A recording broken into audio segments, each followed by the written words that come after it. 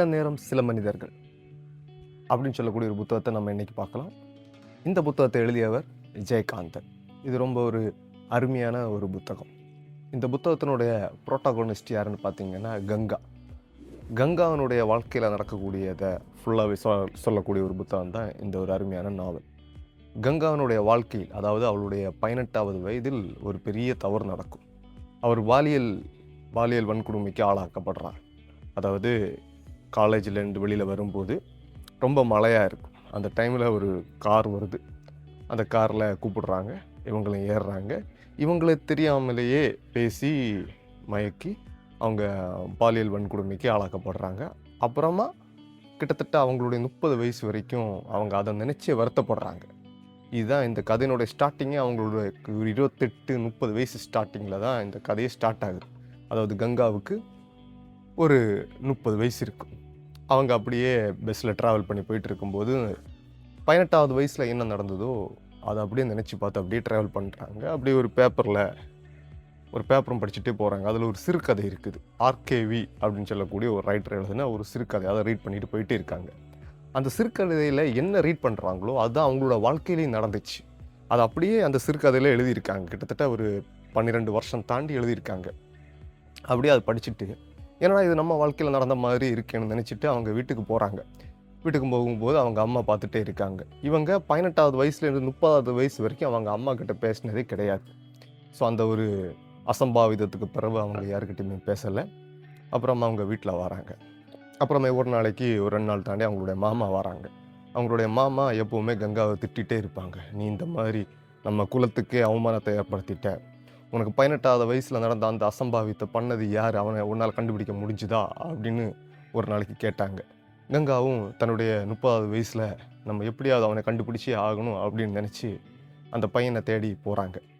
எப்படி போகிறாங்கன்னா, அந்த ஆர்கேவின்னு சொல்லக்கூடிய அந்த ரைட்டர் எழுதியிருந்தது இவளோட கதையே தான் எழுதியிருந்தாங்க.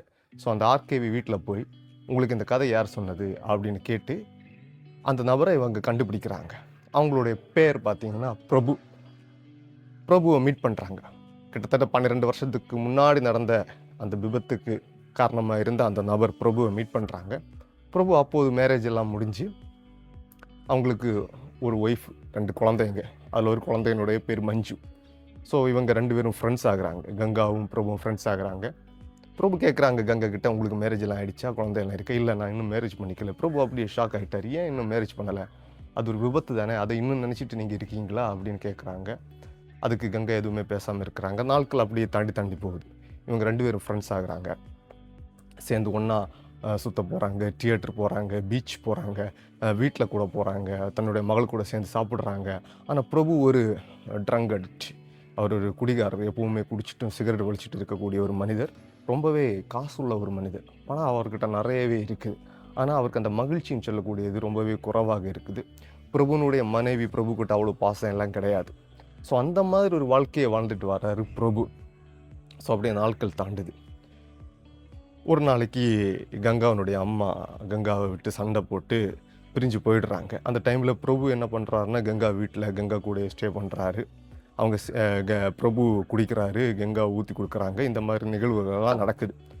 ஸோ அப்படியே நாட்கள் தாண்டி போயிட்டு இருக்கும்போது இந்த ஆர்கேவி அந்த ரைட்டருடைய ஒரு கசின், அவர் ஒரு விடோ, மேரீடாகி அவருடைய மனைவி இறந்து போயிட்டார். ஸோ அந்த விடோ வந்து கங்காவை பிடிச்சிருக்கு, மேரேஜ் பண்ணலான்னு கேட்குறாங்க. ஸோ இதனால் கங்கா ரொம்பவே ஷாக் ஆகுறாங்க. ஏன்னா கங்காவை பொறுத்த வரைக்கும் கங்காவுக்கு பிரபு மேலே அவ்வளோ காதல். ஏன்னா கங்காவை பொறுத்த வரைக்கும் அவருக்கு 12 வருஷத்துக்கு முன்னாடி நடந்த விபத்துக்கு உரியவர் பிரபு தான். அவர் தான் கங்காவை பொறுத்த வரைக்கும் பிரபு தான் அவருடைய கணவர். கங்காவுக்கு பிரபு மேலே அவ்வளோ காதல். திடீர்னு ஆர்கேவினுடைய கசன் வந்து மேரேஜுக்கு அப்ரோச் பண்ணும்போது கங்கா ஒத்துக்கவே இல்லை. அப்படி இருக்கும்போது கங்காவுடைய அம்மா, அவளோட பேர் பார்த்திங்கன்னா கனகம், அவங்க வந்து பிரபுக்கிட்ட பேசுகிறாங்க. என்னுடைய மகளுக்கு நல்ல ஒரு வாழ்க்கை வந்திருக்கு, நீங்கள் எப்படி என்னுடைய மகளை விட்டு போகணும், நீங்கள் இருக்கிறனால தான் என்னுடைய மகள் ஒத்துக்கலை அப்படின்னு சொல்கிறாங்க. அதனாலே பிரபு திடீர்னு ஒரு நாளைக்கு பெங்களூர் போயிடுறாரு. பேசாமல் பெங்களூர் யார்கிட்டையும் சொல்லாமல் போயிடுறாரு. கங்கா இதனால் ரொம்பவே வருத்தப்படுறாங்க.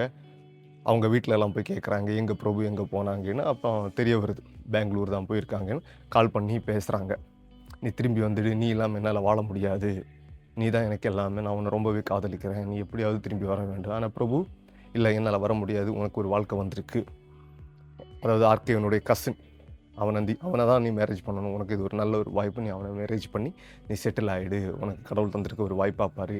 கங்கா அதுக்கு இல்லை, முடியாது, எனக்கு உன்னை அவ்வளோ பிடிக்கும், நீ தான் நான் வாழ்ந்தா உன் கூட தான் வாழ்வேன். ஸோ அப்படியே சொல்கிறாங்க. ஆனால் பிரபு இது எதுவுமே கேட்கல அப்படின்னு சொல்லிட்டு வச்சிடுறாங்க. இந்த கதை அப்படியே முடியுது.